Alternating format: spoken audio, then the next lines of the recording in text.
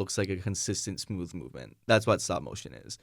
And I think it's something that's underutilized nowadays. We don't really see that much more of it unless you're like Aardman, like Wallace and Gromit type thing. Yeah, there's one studio who's like... Is it Leica? I think it's Leica. Yeah. Leica like specializes in doing features, and I'm not even sure they make money. It's like the person who runs the company, his dad like founded Nike. Wow. Like stop motion is super difficult. It's super time consuming, which makes it expensive, and it is also one of like the deepest arts one can do. Like it is, because it's so like, not because it's expensive. It's expensive because it's hard to do, but because it's hard to do, it's beautiful and impressive and wonderful when it's done well. And La Casa Loba is very experimental in the way it did stop motion, where they were going from like they were changing proportions of the space, they were changing spaces in which they were shooting. And part of like the beauty of watching that film, and I'm sure that this was talked about on the Cineverse podcast when we watched it, was that like half of it is like a magic trick, and where like part of the fun is figuring out how they did it. Because when you're watching the film, it plays like, it's 24 frames per second, I think. I believe so. So it's really interesting to see the final product and then wonder, like, how did they do that? How did they pull that off? In stop motion, it's definitely like one of the most magical things of movie magic. Like, everything in a film is a miracle, but stop motion especially. Oh, yeah. Yeah. Tim Burton is another one who also, I think, is one of the few keeping stop motion alive. I think the last thing he did was Frankenweenie or something. I'm more so I'm like still thinking of like Corpse Bride and stuff, like ones that are like like older but still well known, like yeah. Frankenweenie was good though. Are there famous stop motion movies? Nightmare Before Christmas. Oh yeah, probably the most famous one. A lot of the like Christmas, there was a lot of like classic Christmas films. Like I think Rudolph. I think it was Gumby stop motion. Gumby, I think, was stop motion. That's the old one. I don't know if anyone's gonna remember that. Coraline. Yeah. Kubo or like Kubo like and the Two Kubo and the Strings. Two Strings. A lot of Leica pictures. Ox Hunt. And we could throw all of Leica on here. Yeah. So there's it. Yes, it's a great thing. What do you think of vertical format?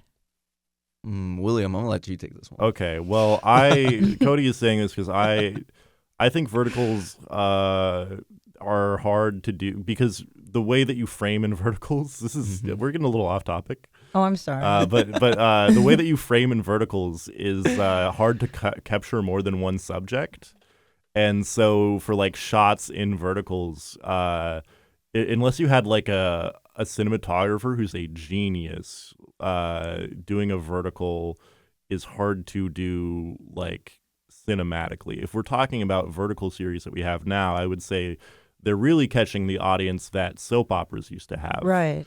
Where they shoot like 1 million pages in a day, and they're done on the cheap, and they're go-to audiences for people at home who like kind of want something on the background and who want like a lot of drama, and they want it like very fast, and they don't care about quality. They don't care about how believable it is. I'm not going to say quality, but they're not looking for like a realistic, slow-paced, well-acted drama. They're looking for something where it's like, oh, I slept with a werewolf guy and his like sister is mean to me. Like it's just Twilight. It's a lot. I don't like calling things lower art forms because like one of my favorite things is sitcoms, but like it's definitely something that is made for like shoot it, and then product. I think it'd be interesting to see something done artistically vertically. There's people who are trying to do that, but we haven't really seen that be super successful yet.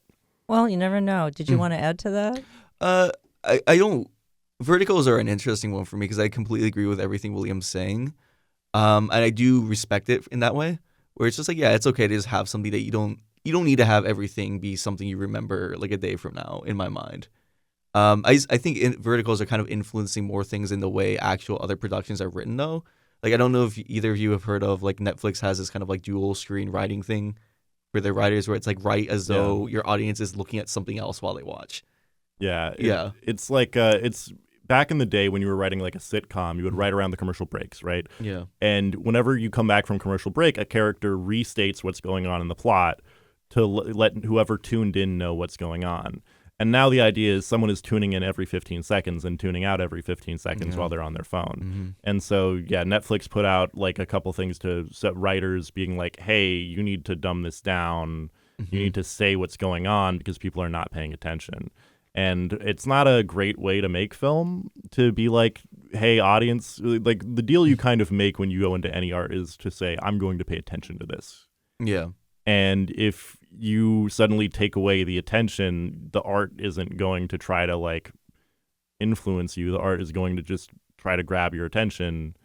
And that's not how you make a good film usually. And or the art is going to say, hey, this is exactly what I mean to say. Like there'll be no subtlety, no subtext. It'll just be all product. Well, as filmmakers and getting back on track with Cineverse, what would you say is the most challenging part of filmmaking for each of you? I can say this firsthand right now because it's actually something I was discussing with William right before this. I would say I mostly prioritize with writing. I have a tendency to overwrite and just always want to be perfectionist and redo everything. That's kind of my issue. That's what I find hardest, is being okay with something and then thinking I can finally make this. Well, as artists, it's almost like we're never finished. It's like it's never perfect enough. Yeah, no art is ever finished. It's only abandoned, right? That's the quote, roughly the quote. And what would you say is one of the most challenging or difficult parts of filmmaking for you? The most difficult part of filmmaking for me is also the part that I don't want to say I enjoy it the most, but I enjoy it a lot, which is the actual production. Pre-production can be difficult, but it can run on a slow speed. But when you're on the day and you're shooting and you have so many hours with a location or equipment, right, and you know, time is money. I'm usually assistant directing, and so it's my job to worry about these things. The hard part is keeping everyone on task and focused and to keep things going. And it's chaotic and messy and hard. And by the end of the day, you're just like, I need to go home. But I also love being on set. Like, it's a big paradox. Like, I love being on set, but I hate being on set. It's strange. There's never enough time and never enough money. Yeah. If we could just do everything really chill and like do a production over like 5 weeks and like shoot one page every day, I would love that. But then movies don't get made that way. Like you're shooting. One of the things that I know Ibrahim wants to do in the future is he wants to do like little challenges. He wants to do like short filmmaking challenges. Yeah. And I don't know if you're familiar with like a 24-hour film festival or 48-hour film festival where the challenge is in a day or 2 days, get a crew together, like write a movie, make the movie, edit the movie, like, or film the movie, edit the movie within that time, submit it. And they give you like a genre and some things that have to be shown in the picture. So that's one of the things that maybe we want to do in the future is like just small challenges, maybe not a full like 5-minute short, but maybe like a minute or something and like shoot a scene to start getting people together, collaborating, and like also get some more experience under people's belts and see who they work well with together, right? Because genuinely being on set is so hard. And if you don't have the right people, it's almost impossible. So that's one of the things we want to work on is getting the right people together. Well, that sounds really cool. In the 24 or 48 hour, let's make a film, just have a lot of coffee and a lot of cool people. A lot of no nights of sleeping. Yeah, a lot of. If you're doing a 24 or 48, no one is sleeping, or if you're sleeping, it's because someone's writing. Yeah. Or it's shot and the editor's not sleeping anymore. You know, like. Yeah. To go along with that though is like I think part of that too is like it's the film challenges, but you do also want to do like personal project pitching. You know, so it's like you can come in and just like pitch your project as well, and like we'll like work on it together and stuff. It's like that could also be part of that too, which I think would be really fun. Yeah, getting someone like getting the club together, being like, okay, we want to put our efforts towards one person's like vision. Let's Mm-hmm. all pitch and see like who we think has the thing that we want to do. Yeah. Right. And is there anything else that you want to tell me about Cineverse or the LACC film courses, or what you like about filmmaking? I think filmmaking at LACC is really great. More specific, I feel like I'm going to try and answer both of those questions at the same Cool, time. yeah. I think it is absolutely fantastic filming here, and I think the more you connect with people here, the more you realize just how much. I don't want to say resources because people aren't resources. There's friendships and there's connections to be made, but also people who are willing to help you. So you just need to put yourself out there and like meet them. Like I think Cineverse is a really good way to do that naturally, build friendships with people, and then also just find ways to collaborate. I would agree with that. I think that Cineverse is also, again, it's like a great place. It's great if you want to make movies because you can meet like-minded people. It's great if you just want to be exposed to movies you wouldn't normally watch, right? Like, I would not have watched, I'm not like Respira. I'm not going to watch, like, I wouldn't have just brought that up on my TV to watch. But now I'm interested in seeing it. Yeah. I mean, I want to know more about that. I want to watch it. Yeah. And then honestly, like post-COVID, it's such a strange thing to say because theaters are like kind of suck, but I have fallen in love with the theater experience in the past few years. Yes. And like seeing things in a theater, I do think really changes your perspective on them. Mm-hmm.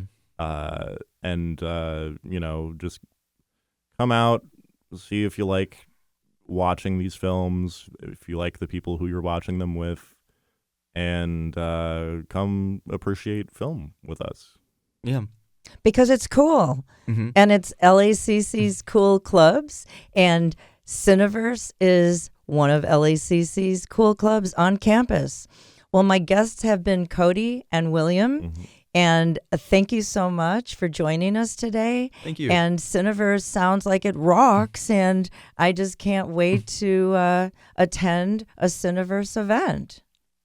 Thank you so much. Yeah, we're looking forward to having you. Thank you. Looking forward to doing this for a very long time. Yes, and again, everyone's invited. Mhm. This is like a party that everyone's invited to. It's free.